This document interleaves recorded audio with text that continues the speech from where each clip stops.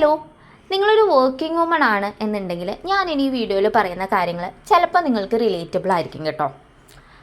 വീട്ടിലെയും ഓഫീസിലെയും കാര്യങ്ങളൊക്കെ highly സക്സസ്ഫുള്ളായിട്ട് manage ചെയ്യുന്ന ആൾക്കാരാണ് നമ്മൾ ഓരോരുത്തരും. ഇത്രയും മൾട്ടി ടാസ്കിങ് ആയ ഇത്രയും ക്യാപ്പബിലിറ്റി ഉള്ള നമ്മൾ ഇടയ്ക്കിടയ്ക്ക് മറന്നു പോകുന്നൊരു കാര്യമുണ്ട്.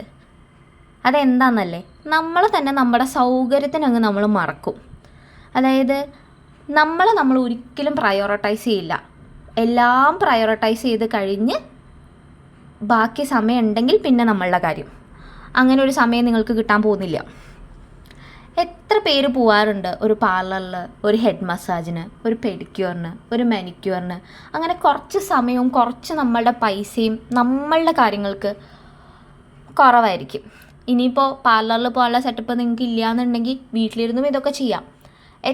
എത്ര വീക്കെൻഡ്സിൽ നമുക്ക് വേണ്ടി ഒരു ടൈം നമ്മൾ മാറ്റി വയ്ക്കാറുണ്ട്.